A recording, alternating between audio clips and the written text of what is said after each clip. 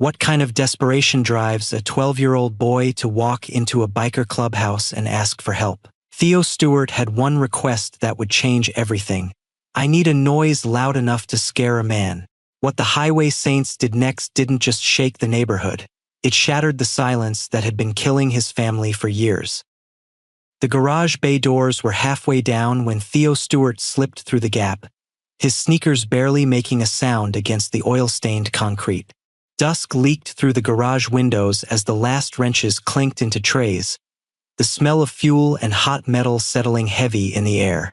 Rocco spotted him first, a scrawny kid swimming in a jacket 3 sizes too large despite the September heat. The boy's eyes darted across the shop, taking inventory of the men, the bikes, the exits. Rocco knew that look. He'd worn it himself once, measuring distances, calculating risks. We're closing, kid, Cherry called from behind the parts counter, her voice not unkind. She was wiping grease from her hands, the club's secretary and the only woman who could make grown men apologize for cursing. Come back tomorrow if your dad needs work done. I don't have a dad. Theo's voice came out steady, rehearsed. I need to ask you something. Garrett emerged from the back office, his president's patch catching the fluorescent light. 20 years in corrections had taught him to read body language fluently, and the boy looked like every breath was an act of discipline, as if he'd built himself from scraps just to stay standing. The way he kept his left arm tucked close, protective, broken ribs maybe, or worse. What can we do for you, son? Theo took 3 steps forward, close enough that they could see the yellow-green shadow of a fading bruise along his jaw. His next words came out in a rush. I need a noise loud enough to scare a man. Andrew stopped mid-swing with his wrench. Cherry's hand froze on the register. Rocco straightened slowly, his full attention locked on the boy who couldn't have been older than 12. That's a strange request, Garrett said carefully. What kind of man needs scaring? Theo's jaw worked for a moment before he found the words. The kind who only hits when he thinks nobody's listening. The silence that followed had weight. Rocco felt something crack open in his chest, something he'd buried at 14 when he finally grew tall enough to fight back. He remembered his own mother's whispered apologies, the way she'd blame herself for his father's fists. Remembered hiding in closets while the man who was supposed to protect them turned their home into a war zone. Your mom's boyfriend? Cherry's voice had softened to something dangerous. Theo nodded. Keith. He's careful, the kind who knows exactly where pain won't show. But at night, when he thinks the neighbors are asleep, his voice cracked. He cleared his throat, angry at himself. She tells me to put on headphones. Turn the music up loud. But I can still hear her. Garrett exchanged glances with Rocco, then Andrew, then Cherry. 20 years of brotherhood meant they could hold entire conversations without speaking. Andrew nodded. Cherry's lips pressed into a thin line. Rocco's fist clenched at his side. And you think noise will stop him? Garrett asked. He ran once, Theo said. 3 months ago when the fire trucks came for the apartment next door. All those sirens, all those people watching, he just left. Didn't come back for 2 days. That was the only time she didn't. He swallowed hard. That was the only time. Rocco crouched down, bringing himself to the boy's eye level. Up close, he could see the exhaustion carved into that young face, the kind that came from sleeping with one ear always open, always listening for danger. What's your name? Theo. Theo Stewart. Theo, I'm Rocco. That's Garrett, Cherry, and Andrew. He gestured to each in turn. How'd you find us? Everyone knows where the Highway Saints are. Theo's eyes flicked to the patches on their cuts, the skull and wings logo. People say you're dangerous. I figured, maybe that's what we need. Garrett felt the weight of those words settle over them. Out in the world, they were the men parents warned their kids about. The outlaws, the ones who lived outside polite society's rules. But in this moment, standing in front of a 12-year-old boy who'd walked through his fear to ask for help, They were something else entirely. "Give us a minute, Theo." Garrett nodded toward the bench near the door. "Have a seat." The four of them moved to the back corner, voices low. Cherry spoke first. "That kid just handed us his whole life. If we do nothing, we're not doing nothing." Rocco cut in, his voice rough with something that might have been rage or grief. "I was him. I was that kid hiding in headphones pretending everything was fine while my old man used my mother as a punching bag." Andrew, who rarely spoke more than 3 words at a time, surprised them all. "My sister. Same thing. By the time we found out, she'd already stopped believing anyone would help." Garrett thought about all the intake reports he'd filed, all the children with hollow eyes who'd slipped through every crack in the system. Thought about the badge he'd turned in because wearing it while the innocent suffered felt like a betrayal of everything it was supposed to mean. "We call church," he said finally. "Tonight. Full vote. But Theo doesn't leave here alone, and he doesn't go home without a plan." They returned to find the boy sitting rigid on the bench, hands clasped between his knees like he was praying, or preparing to run. "Theo," Garrett said, "you came to the right place." Past 2 in the morning, 19 Harleys rolled through the sleeping streets of Theo's neighborhood like thunder given form. They didn't rev unnecessarily. They didn't need to. The combined roar of their engines was enough to wake the dead, enough to rattle windows 3 blocks over. Keith stumbled out of the apartment building in his undershirt, eyes wide with something that looked a lot like the fear he'd been teaching others to feel. The Saints sat astride their bikes, silent judges in leather and chrome. They didn't speak, didn't threaten, just existed, impossible to ignore, impossible to dismiss. He ran.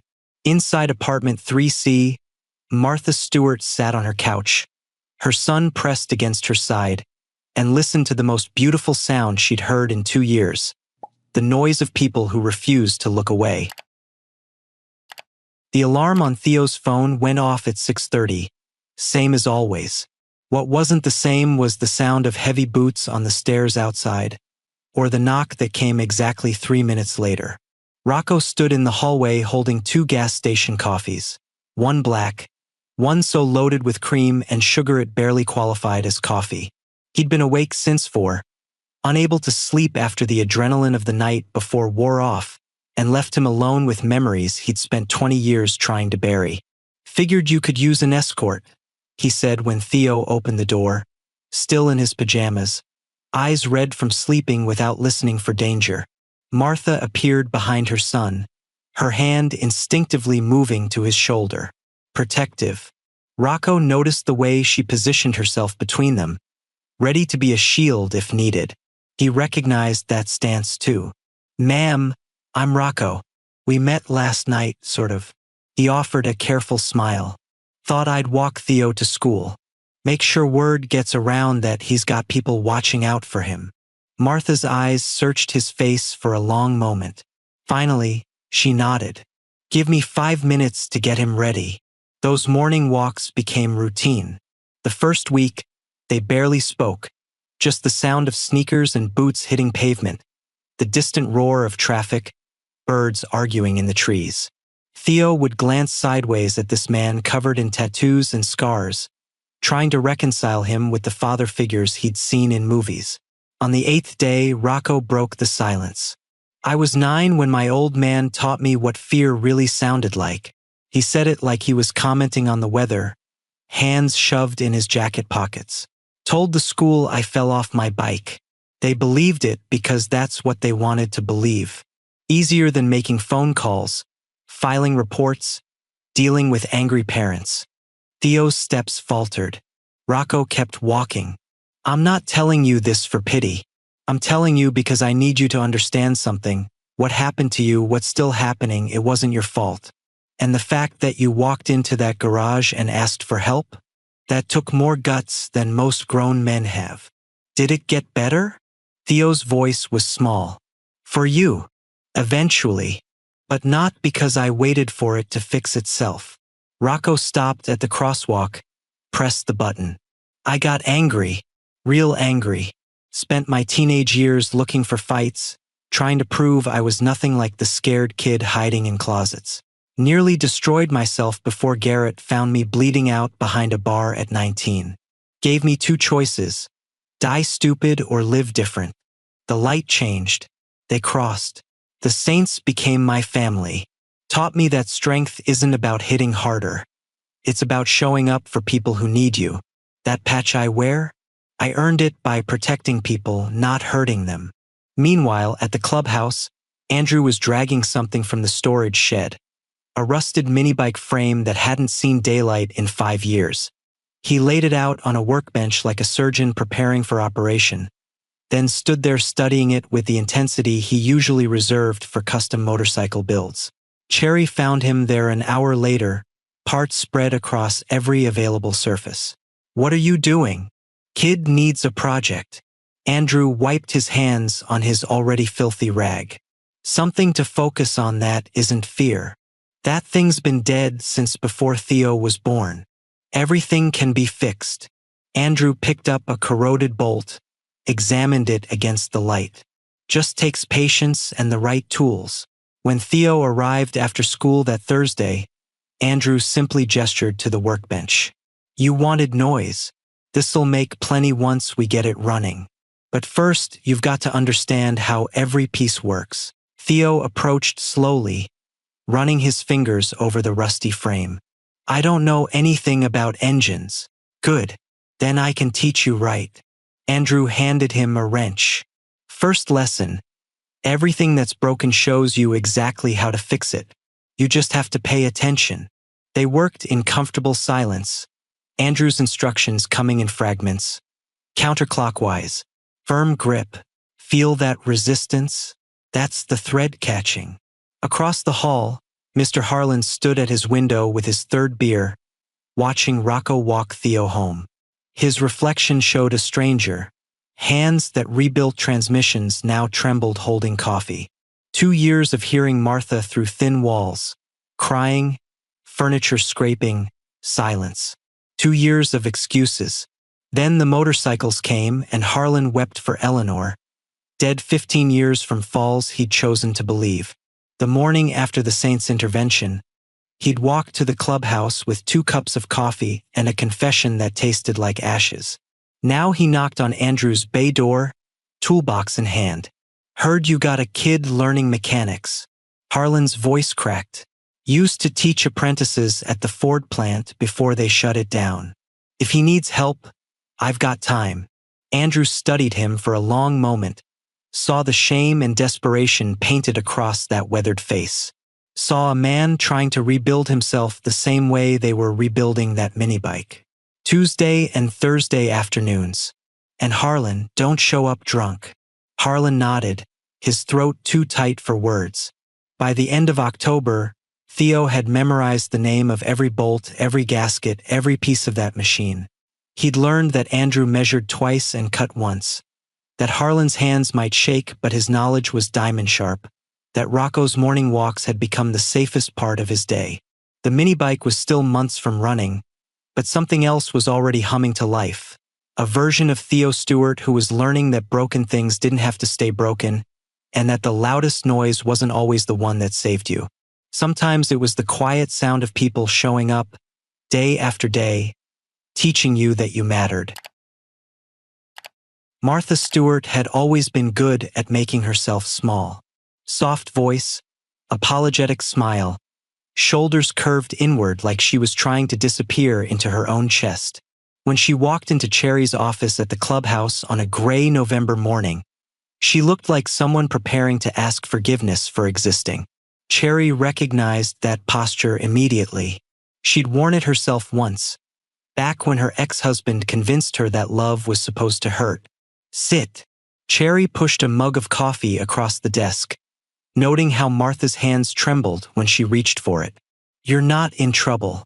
You're not a burden. And you don't have to explain yourself to me." Martha's eyes filled. "I don't know what I'm supposed to do now." "Now you figure out what you want your life to look like." Cherry slid relocation assistance forms across the desk alongside restraining order paperwork that only needed Martha's signature.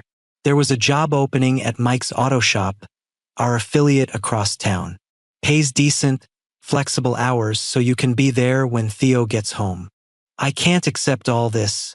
You can and you will. Cherry's voice carried the steel that had kept her alive through her own war. You know what the hardest part is? Not accepting help. It's believing you deserve it. Martha stared at the papers like they were written in a foreign language. A language where women got to choose their own paths instead of navigating around men's fists. What if he comes back?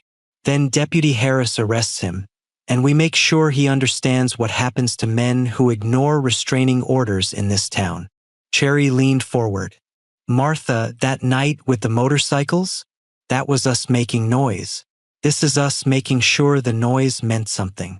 Over the following weeks, Martha signed papers with hands that shook less each time. She started at Mike's shop doing inventory and answering phones, her voice gradually finding volume. The other mechanics treated her with careful respect, word having spread about the woman the Saints were protecting. Deputy Harris became a regular presence, though his visits felt more like check-ins than investigations. He'd known Garrett since before either of them wore their respective uniforms, back when they were just two kids trying to survive the same brutal neighborhood.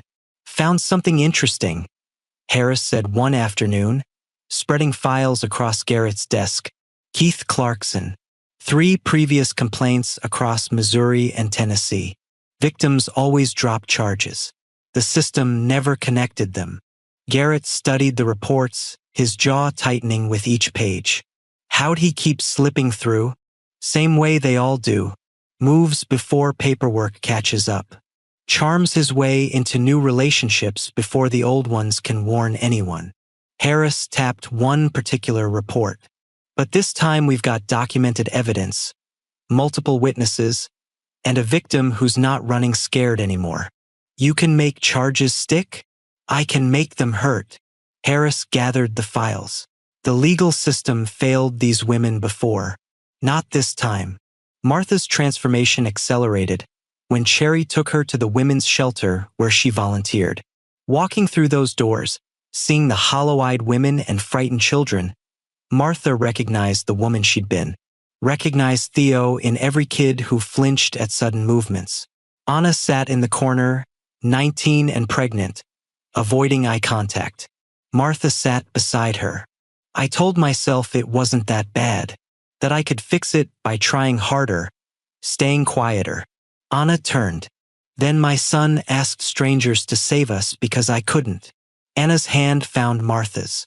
They sat there for 20 minutes without speaking, 2 women learning that survival was just the beginning. Living came next. Mrs. Grace from 4B stopped hiding behind closed curtains. When she heard shouting below, she called the police instead of turning up her television. At the corner store, teenagers who used to smirk at Theo now nodded with something approaching respect. Word had spread that the quiet kid had an entire motorcycle club watching his back. But more than that, people were talking about what the Saints had done, not with fear but with something like hope. My mom won't leave, a 15-year-old girl named Sophie told Garrett one evening when she showed up at the clubhouse. But I hear him hurting her every night. Could you do what you did for Theo?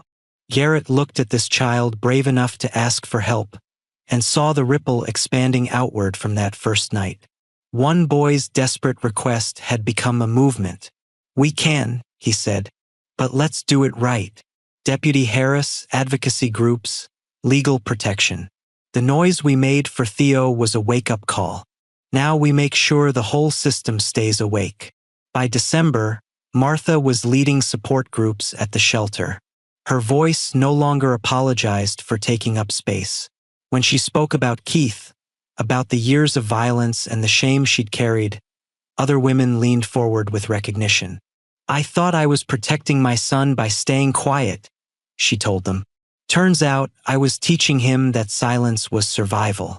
The night those motorcycles came, I learned that sometimes the most protective thing you can do is let yourself be loud. Cherry watched from the doorway, remembering the terrified woman from weeks ago. Transformation came in small rebellions. The noise hadn't just scared away one man. It had given permission for an entire community to stop pretending they couldn't hear the suffering happening behind closed doors. The mini bike coughed to life on a Saturday morning in late March, months after Theo first laid eyes on the rusted frame. The sound wasn't thunder. It was something smaller, scrappier. A defiant sputter that said, "I'm here and I'm not going anywhere." Theo sat astride it in the clubhouse parking lot, Andrew on one side, Harlan on the other, both men wearing grins that made them look decades younger. Rocco stood back with his phone out, recording. "Easy on the throttle," Andrew instructed. "She's got power now, but respect takes practice." Theo eased forward, wobbling slightly before finding his balance. The mini bike hummed beneath him, not loud enough to scare anyone, but loud enough to announce his presence. He circled the lot before pulling up in front of Garrett with his chest heaving and eyes bright. "I built that," Theo said, like he couldn't quite believe it. "We built that." "You did the work," Harlan corrected, his voice thick. "We just showed you where the pieces went." The clubhouse had evolved into something the Saints barely recognized. The back room that used to host poker games now held boxes of donated supplies for the shelter. The bulletin board displayed flyers for Deputy Harris's new community reporting program, a system where people could anonymously report domestic situations, with trained advocates responding alongside law enforcement. Harris himself sat at the bar, reviewing case files with Garrett. Keith Clarkson was awaiting trial across state lines, the weight of 4 documented cases finally catching up to him. Harris had built something airtight, a legal cage that wouldn't open on charm or excuses. "The shelter's asking if we can expand the mentorship program," Harris said, sliding a proposal across the counter. "Match at-risk kids with volunteers. Teach them skills, give them safe spaces." Garrett scanned the document, seeing Rocco's name already listed as a volunteer coordinator. "We're a motorcycle club, not a social service. You're whatever you choose to be." Harris stood, collecting his files. "That night you rolled 19 bikes through a residential neighborhood. You stopped being just a club. You became something that scared neighborhood needed. Proof that someone gives a damn." Spring brought changes that felt less like transformation and more like natural growth. Martha bought a car with her savings, nothing fancy, but hers, titled in her name alone. She drove herself to work now, to the shelter, to pick up Theo from the clubhouse. Each mile she traveled felt like reclaimed territory. Mr. Harlan opened his garage 2 afternoons a week, teaching neighborhood kids basic mechanics. The first week, 3 kids showed up. By April, he had a waiting list. He worked with shaking hands and sharp memory, building something he should have built decades ago when his wife was still alive to see it. "You think she'd be proud?" he asked Martha one evening when she came to collect Theo. Martha looked at the half-dozen kids covered in grease and concentration, at this old man who'd spent years drowning in regret and was now teaching children that broken things deserved fixing. "I think she'd be grateful you finally forgave yourself," Martha said. "I know I am." Sophie's mother left her abusive partner in February. Mrs. Grace's daughter 2 floors down got a restraining order in March. Each departure felt less like an ending and more like a woman finally believing she deserved a different story. The Saints didn't ride out for each one, they didn't need to. The first intervention had been loud enough to echo. The clubhouse barbecue in April mixed neighborhood families with leather-clad bikers. Kids circled motorcycles while parents discussed weather and baseball, ordinary things that felt extraordinary. Theo rode his mini bike around the block with a pack of younger kids chasing after him on bicycles, their laughter carrying over the smell of grilling meat. He pulled up to where Rocco stood nursing a beer, killed the engine, and just sat there grinning. "Remember when you asked me if it got better?" Rocco asked. Theo nodded. "This is what better looks like. Messy, imperfect, but real." Rocco gestured to the scene around them. Martha laughing with Cherry, Harlan teaching a kid how to check tire pressure, Garrett deep in conversation with Harris about expanding the reporting program. "You started this, you know?" One kid brave enough to ask for help. I was scared, Theo admitted. Being scared doesn't make you weak. Walking through that garage door while scared? That's what courage actually looks like. As the sun set, casting long shadows across the parking lot, the saints gathered for a photo. Not just the members, everyone. Martha and Theo, Harlan with grease under his nails, Sophie and her mother, the mentorship kids, Deputy Harris.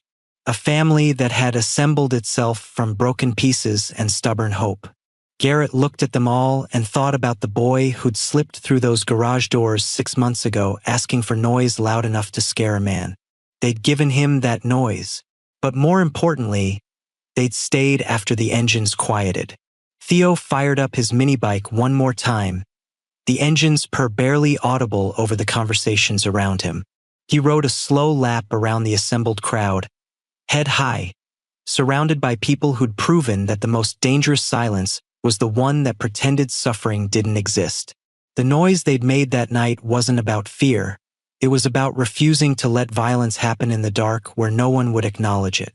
It was about showing up and staying, about teaching a boy his voice mattered. The Highway Saints didn't just rescue one boy that night. They reminded an entire community that silence protects no one. Sometimes the bravest thing we can do is make noise when others need to be heard. What would you have done in Theo's place? Or in Mr. Harlan's? Share your thoughts below. And if this story moved you, subscribe to embrace the journey for more stories that prove courage comes in unexpected forms. See you in the next video.